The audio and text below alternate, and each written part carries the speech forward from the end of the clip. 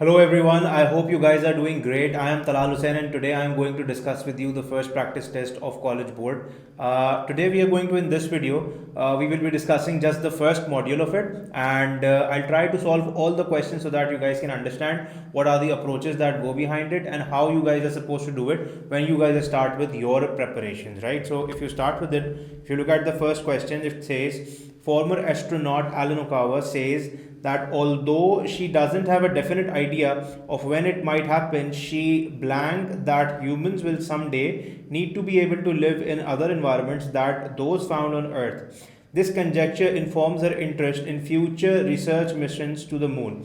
Now, this question asks you which choice completes the text with the most logical and precise word or phrase. So, this is predominantly a words in context question, right? And when you have a words in context question, you have to try and work out the word that should come in the blank with the help of the information that you have in the passage, right? So the information that you have, it says conjecture, right? So this has to do with conjecture, which is basically called a guess, right? So it has to do with the guess. So when you look at the options, right, it cannot be demands, it cannot be doubts, or it cannot be establishes.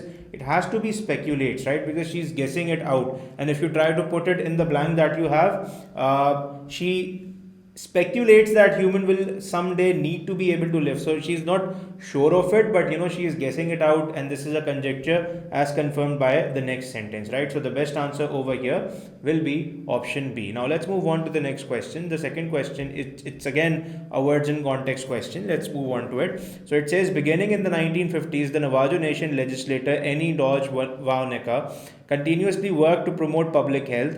This blank effort involved traveling throughout the vast Navajo homeland and writing a medical dictionary for speakers of 𝐷𝐴𝐴𝑍𝑦, the Navajo language. So it says, which choice best completes the text with the most logical and precise word or phrase.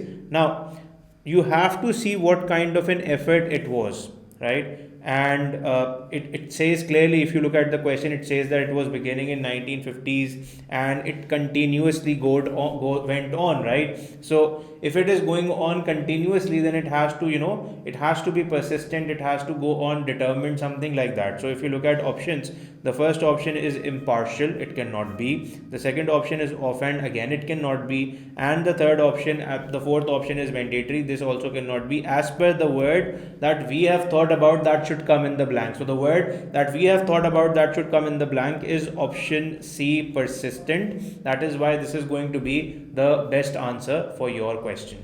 Now moving on to the next question, that is question number 3. It says, following the principles of community-based participatory research, tribal nations and research institutions are equal partners in health studies conducted on reservations.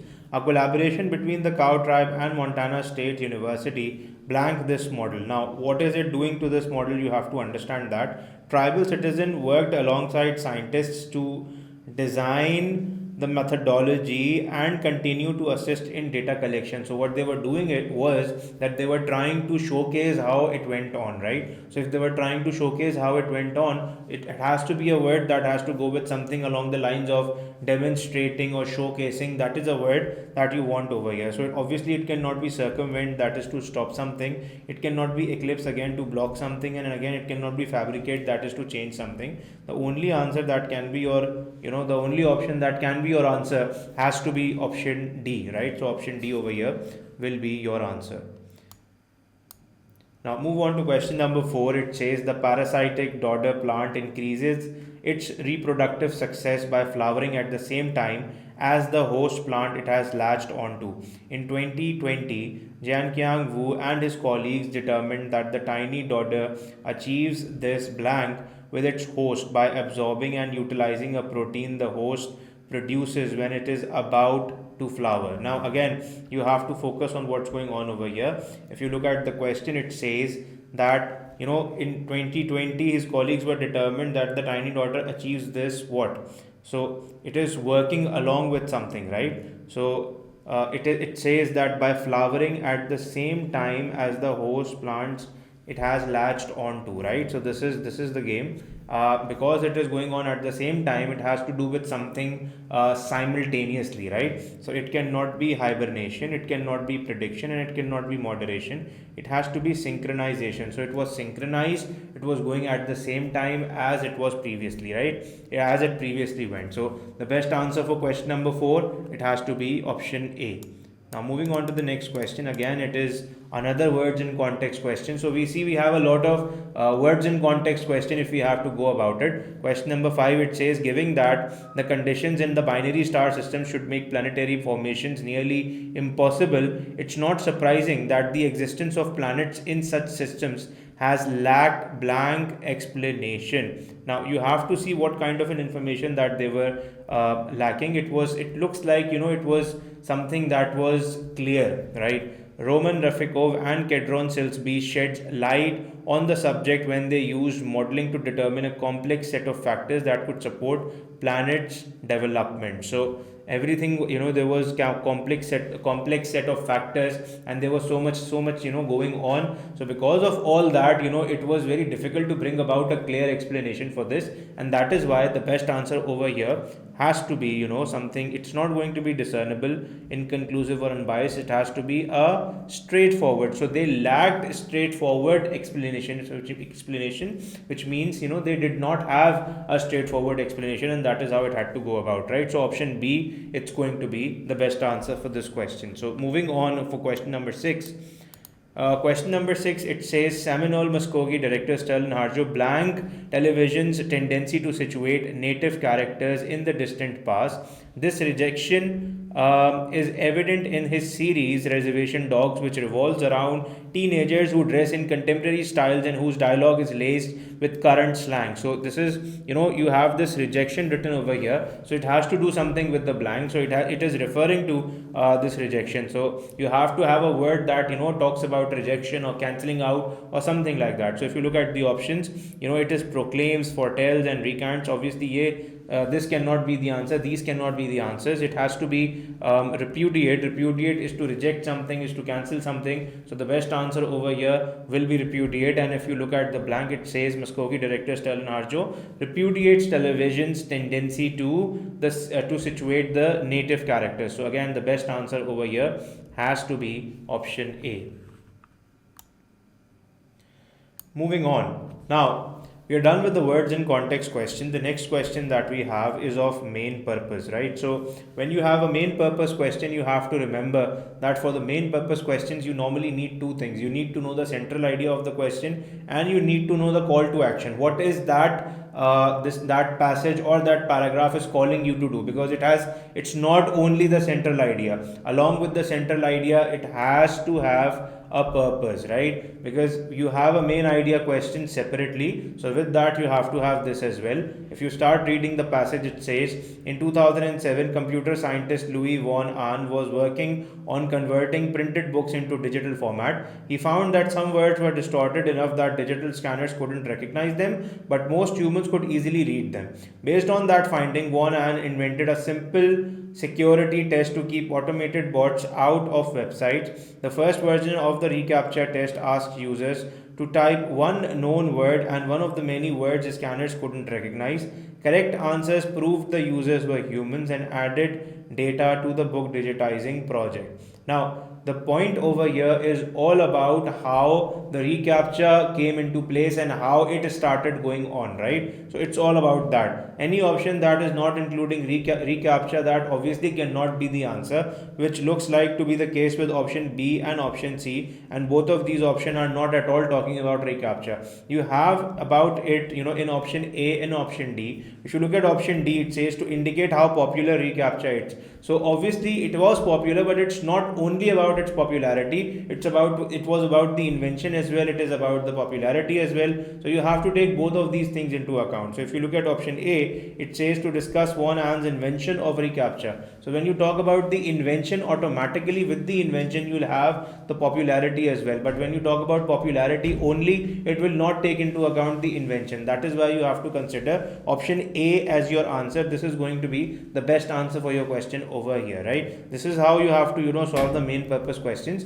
you have to take into account the main idea, and with the main idea you have to take into account how they have to go about it, what is going to be the purpose of the question, and along with both of these you can, along the lines of both of these, you can mark your answer as option A, right? Moving on to question number 8, it says the following text is from Edith Wharton's 1905 novel The House of Myth. Lily Bart and a companion are walking through a park. It says Lily had no real intimacy with nature, but she had a passion for the appropriate and could be keenly sensitive to a scene which was fitting background of her own sensation. The landscape outspread her mood, and she found something of herself in its calmness, its breadth, its long free reaches on the nearer slope, and the sugar maples wavered like pyres of light.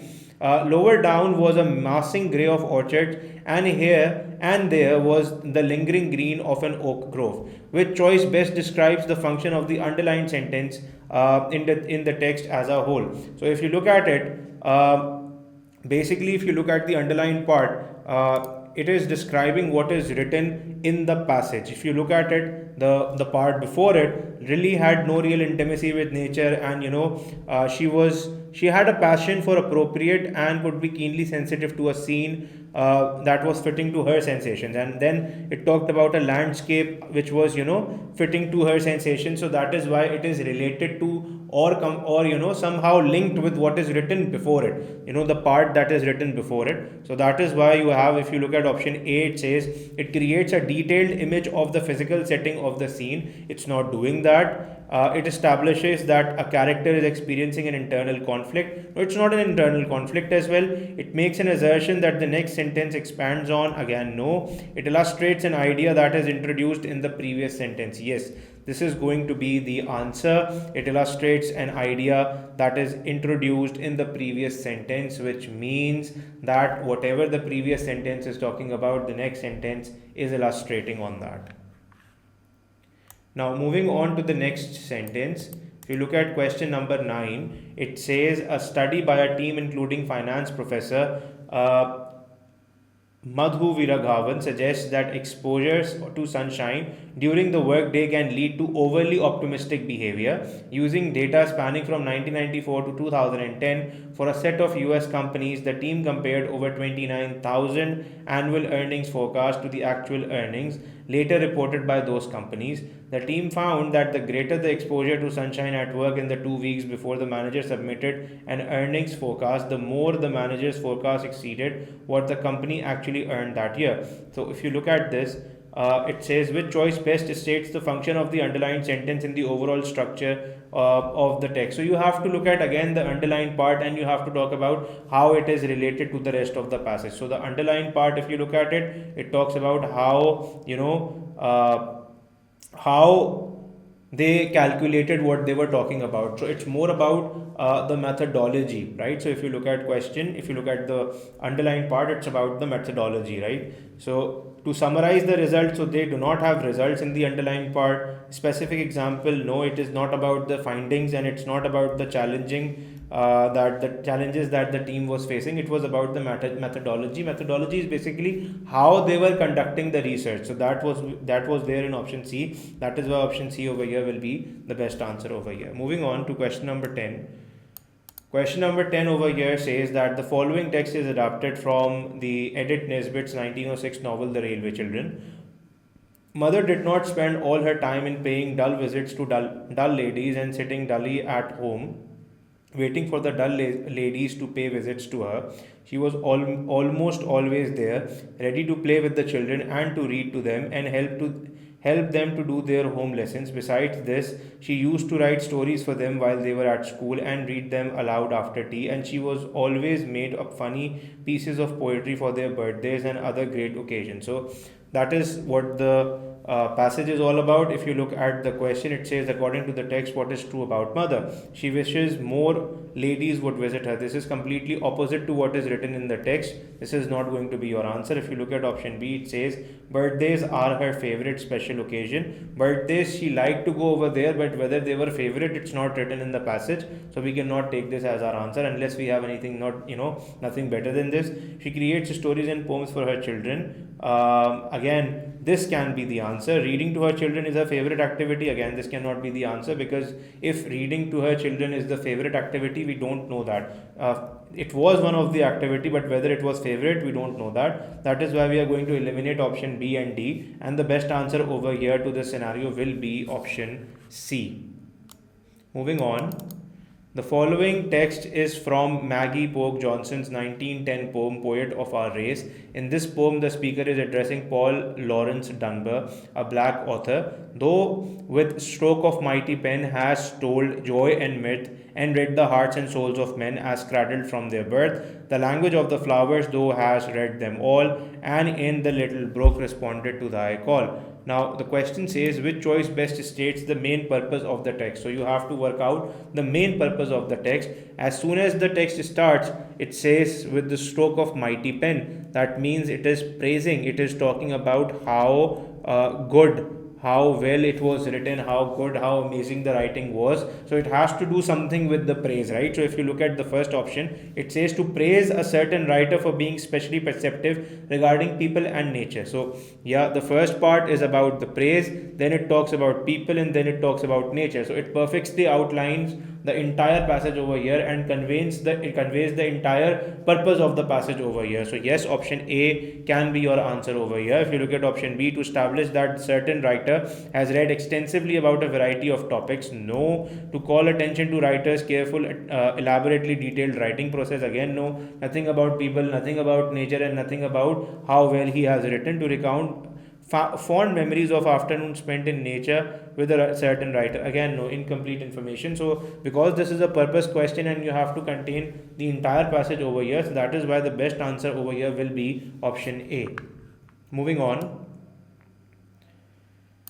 Now, if you look at the next question, which is question number 12, it says, To You is an 1856 poem by Walt Whitman. In the poem, the Whitman suggests that readers whom he addresses directly have not fully understood themselves writing. So you have to talk about something where the readers have not fully understood themselves. So if you talk about A, it says, you have not known what you are, you have slumbered upon yourself all your life, your eyelids have been the same as closed most of the time. So if you look at this, it says, again, if you look at the first option, it talks about how you have not known yourself and all of this. So this is relatively the best answer. It looks to be what is talked about in the passage. So this will be the answer. If you look at the other option, and if you read them, you can pause the video and read the other options. You would know that this is not the right answer. This is not about to you, right? So if you look at question number 13, it says, born in 1891, the Quechua-speaking family in the Andes Mountains of Peru, Martin Chambi is today considered to be one of the most renowned figures of the Latin American photography. In a paper for an art history class, a student claims that Chambi's photographs have considerable ethnographic value in his work. Chambi was able to capture diverse elements of Peruvian society, representing his subject with both dignity and authenticity. Now, the question is, which finding, if true, would most directly support the student's claim? So this is a command of evidence textual question, which means you have to find out the evidence that would support to what is written in the passage, right? And what's written in the passage, it's about the culture and everything that that something that was representing the culture and all the ethics and everything that was there part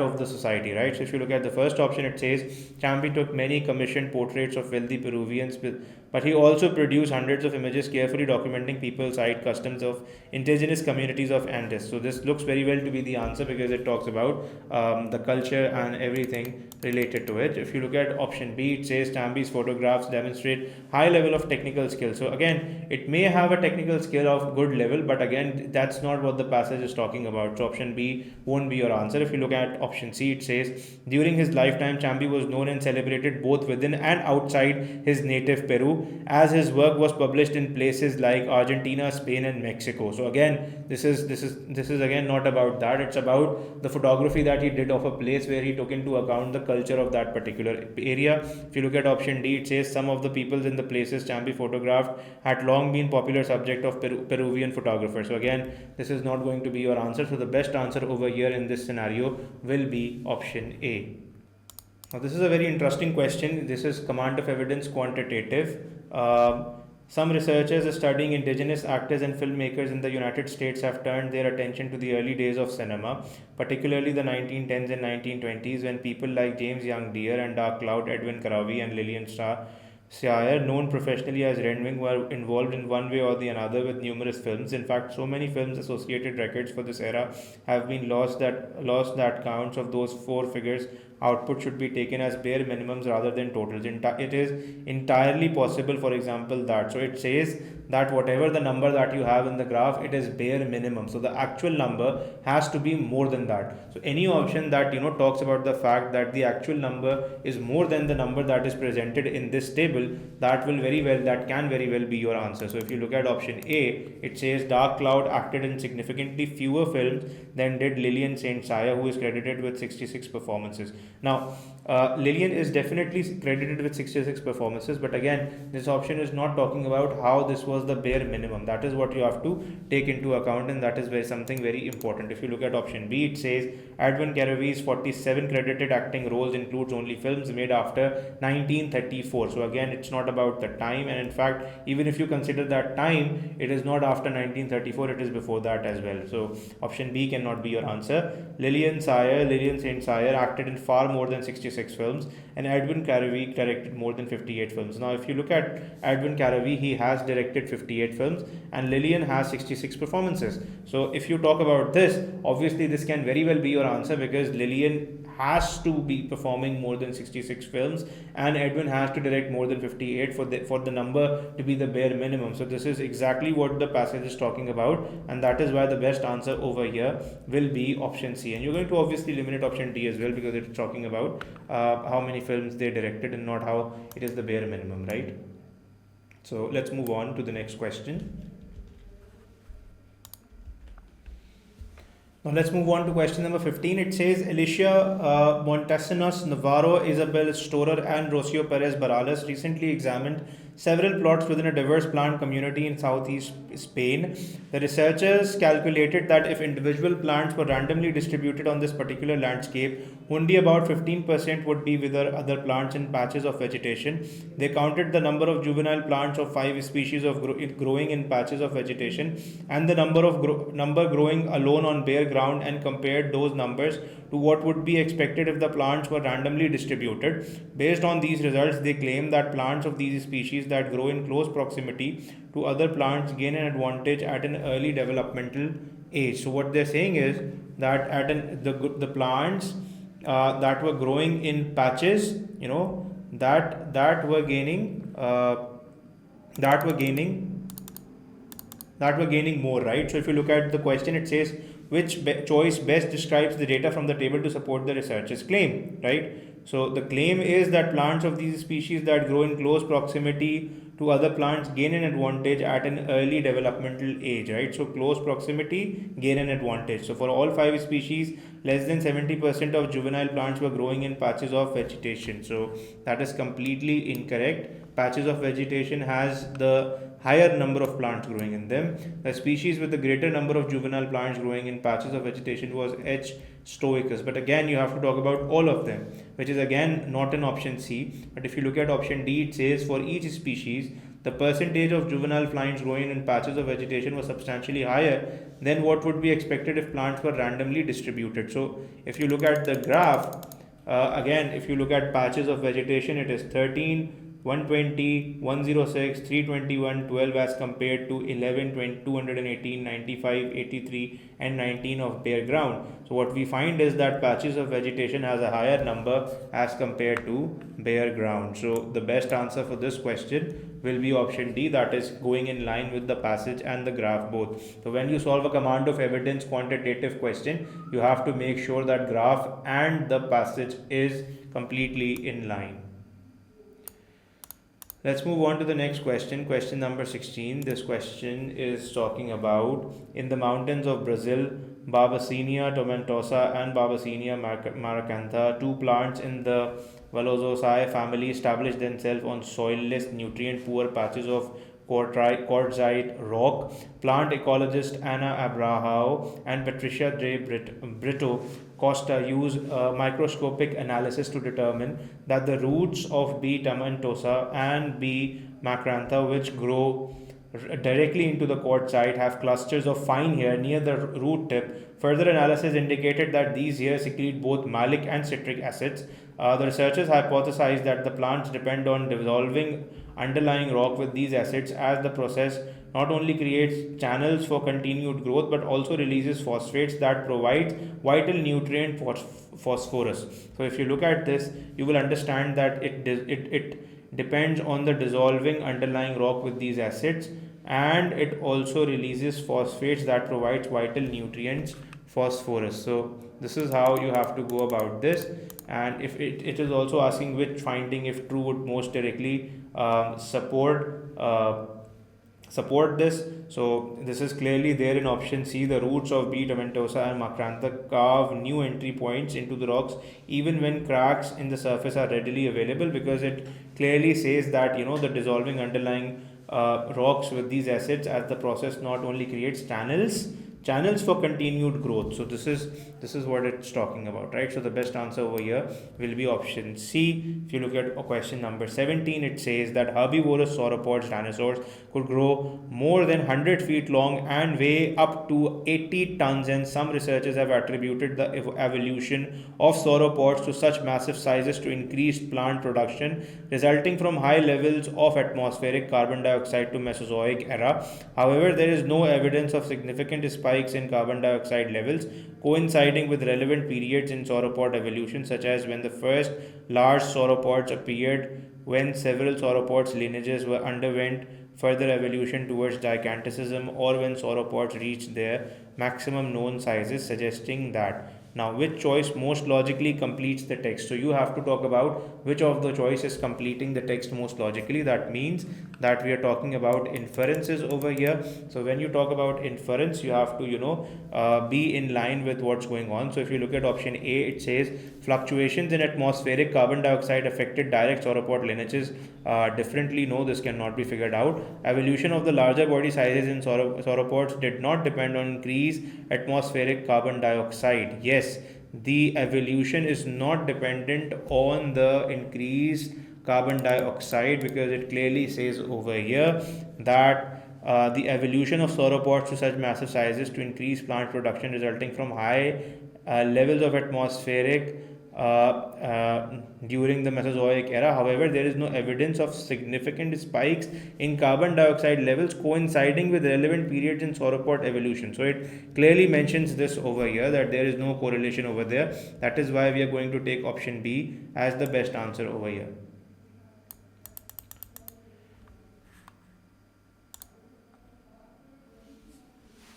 Now moving on, we have up till now we have solved some questions related to craft and structure, and we are solving questions that are related to information and ideas.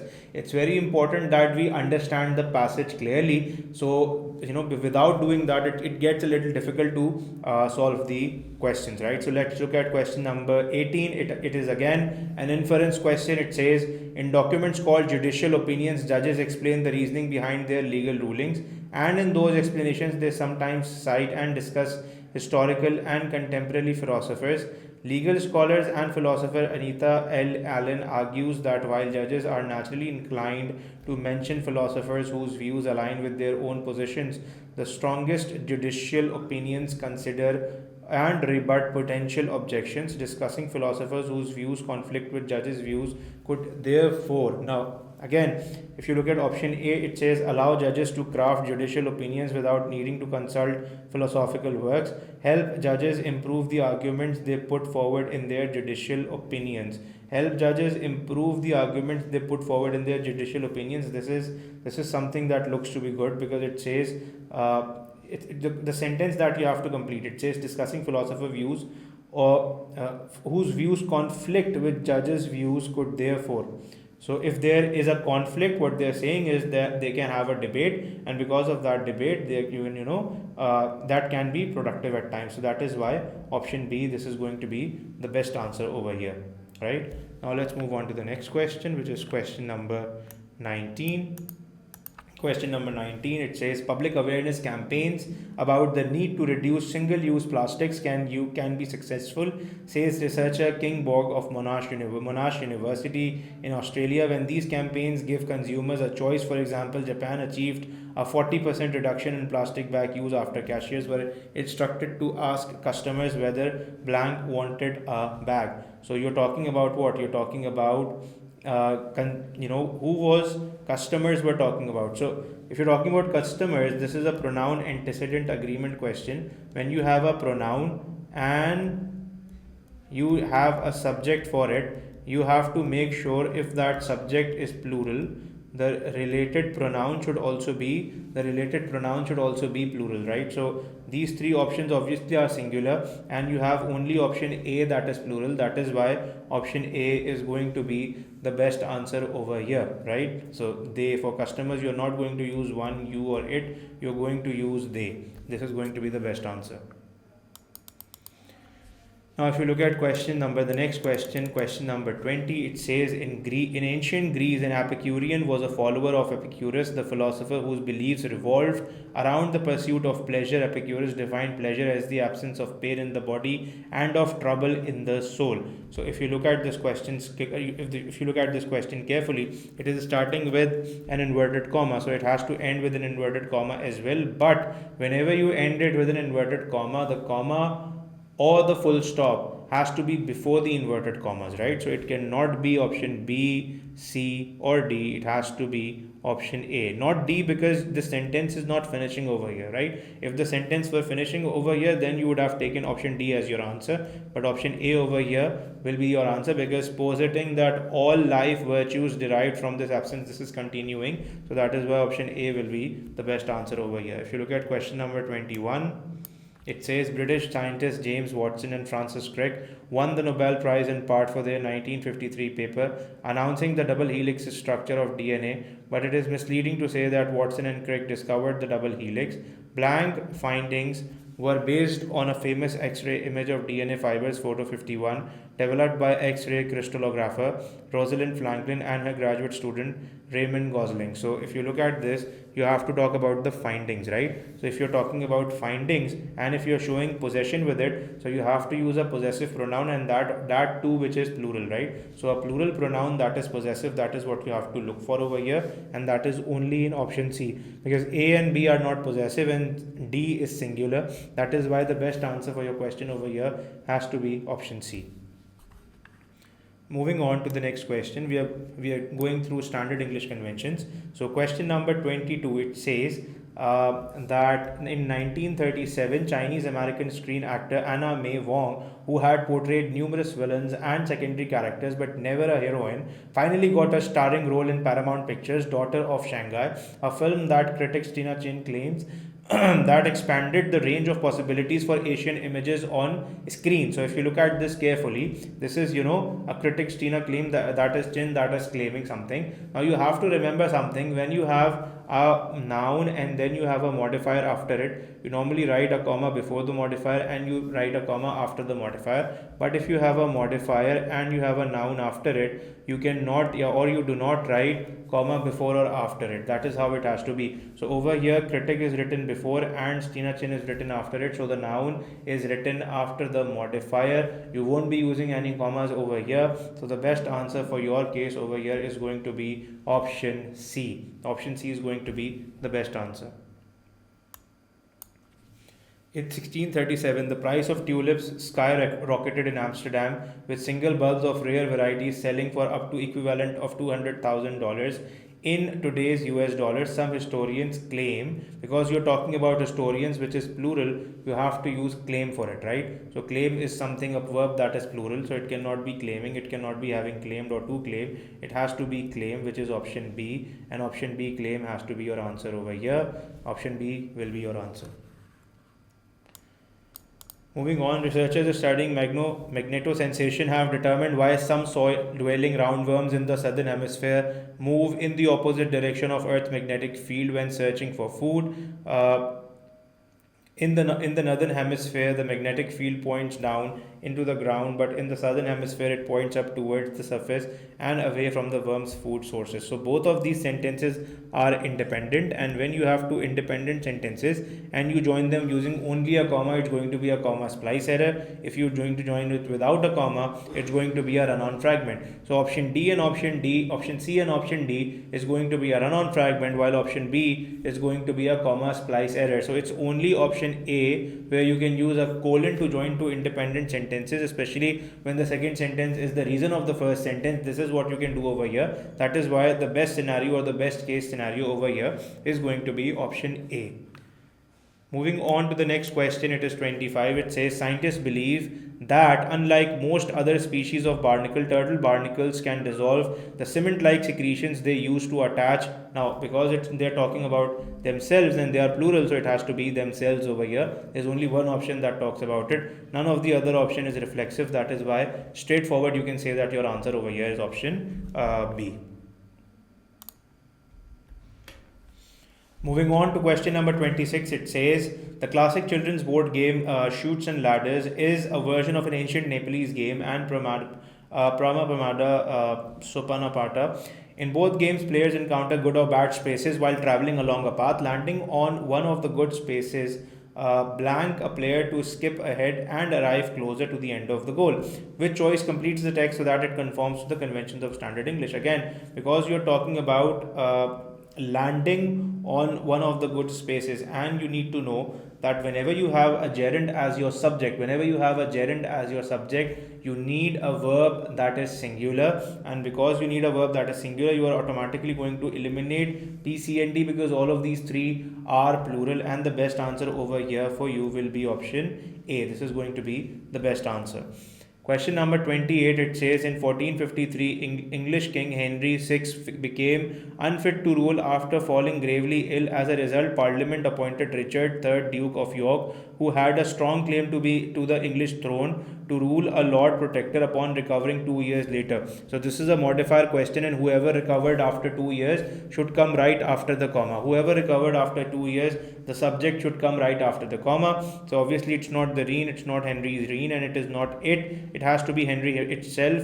That is why it's only there in option A, and option A is going to be the best answer over here. Now let's move on to question number 7. I mistakenly did question number 28 first, but that's not a problem. You can move on.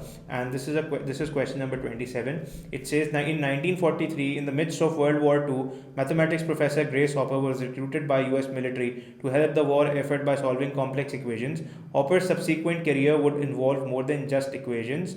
Though as a pioneer computer programmer, Hopper would help usher in the digital age. So if you look at it carefully, when you have the sentences that is ending, this sentence, if you start it from here, as a pioneering computer programmer, Hopper would help usher in the digital age. So the second sentence is independent, and if you look at the first one, that is starting from over here, Hopper's subsequent career would involve more than just equations. So that is also a complete sentence, right? And if you want the next sentence to describe it, right, because the second sentence is describing it how it was more than equations, he has been a pioneer computer programmer, you need a colon, right? So if you need a colon, if you look for it, you don't have it in option B, C or D, you only have it in option A. That is why option A is going to be the best answer for this question, right? So this was the standard English convention questions.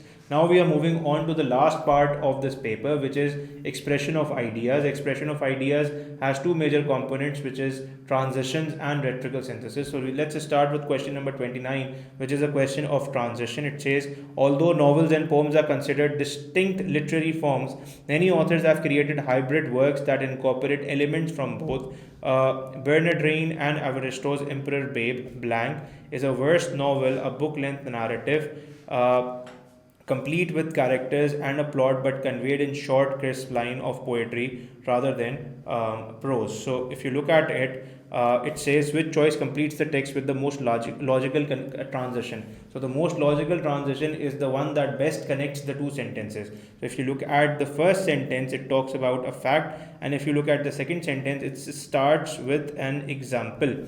So if it is starting with an example, the transition word should also talk about something that is related to example. So obviously it cannot be A, it cannot be B, C, it has to be option D. So this is for example, which is going to be considered as your answer, the best answer over here.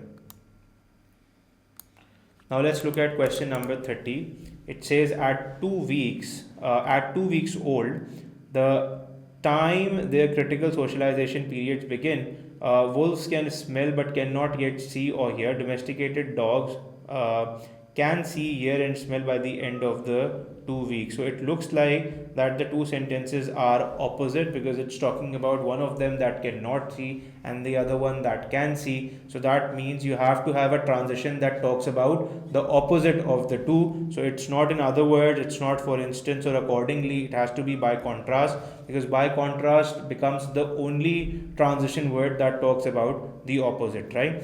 Now look at question number 31. It says researchers Helena Milhalgel, Brandt, Lucia Santamaria, and Marco Tulny report that while mathematicians may have traditionally worked alone, evidence points to a shift in the opposite direction. Blank mathematicians are choosing to collaborate with their peers, a trend illustrated by a rise in the number of mathematics publications credited to multiple authors. Which choice completes the text with the most logical transition? So it's not similarly for this reason, or furthermore, it has to be what? It has to be increasingly, right? So if because many mathematicians are choosing to collaborate with their peers, and there is a rise in it. So because there is a rise in the number, we can take out this transition that increasingly this has happened, and this is the most relevant over here among the all four. So the best answer over here is going to be option D. So the last two questions, once we are done with it, they are going to be of rhetorical synthesis. Now, rhetorical synthesis is more about relevance, right? So, relevance in the information. So, you will have some information and you will be asked to pick up the most relevant information that is needed, and you have to, from the notes that you have, pick out the relevant information that is asked for, right? So, if you look at this question, it says, so a lot depends on the task. So there has to be a task after the information is presented. If you understand that task properly, normally you will be able to solve the question as well. So this question, it says, while researching a topic, a student has taken the following notes.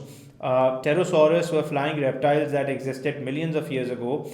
In a 2021 study, Anusuya Chinnasamy and Turan analyzed fragments of pterosaur jaw bones located in Sahara Desert. She was initially unsure if the bones belonged to juvenile or adult pterosaur. She used advanced microscopic techniques to determine that bones had few growth lines relative to the bones of fully grown pterosaurs.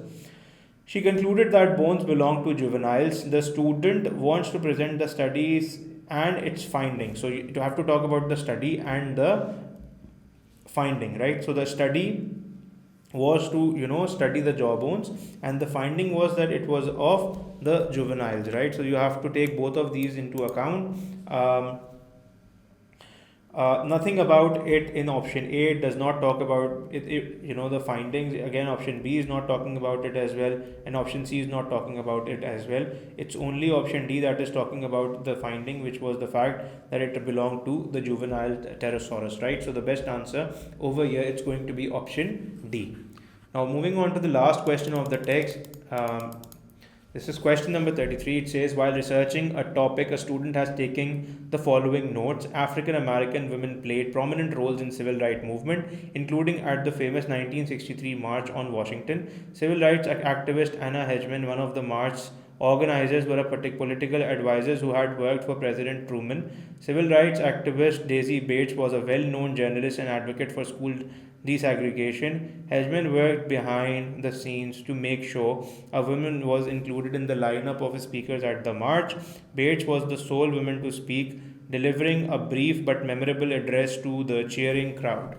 Now, if you look at it, it says the student wants to compare the two women's contribution to the March on Washington. Which choice most effectively does that, right? So, because uh, one of them was working behind the scene, and the other one was the sole speaker. So this is what you have to compare. If you talk about option A, this is not comparing the two, it's only talking about one of them. Option B is again not doing that. If you look at option C, although Hedgeman worked behind the scenes to make a woman speaker was included, Bates was the sole woman to speak at the march. So this is how they were, that can be compared. So again, option D is not related. That is why the best answer for it over here will be option C. Now many of you might be wondering that we have just solved question number 33, and on the original SAT on the blue book you have 27 questions. So this is basically a linear test that I have solved, which is there on the website of College Board. It has 33 questions, but again, when you solve your practice test on blue book, you will encounter 27 tests. So that is not going to be a problem for you. And our focus was to solve as many questions as possible. So this is practice test 1, module 1 that we have solved. We'll be back with more videos and we'll be discussing more tests so that you can make the most out of it. If you have any question or if you have any query, you can follow us and you can tell us your query on the comment section, so that we can get back to you, we can answer you. And if you have any problem, you can watch this video again. And thank you so much for joining us. Thank you so much.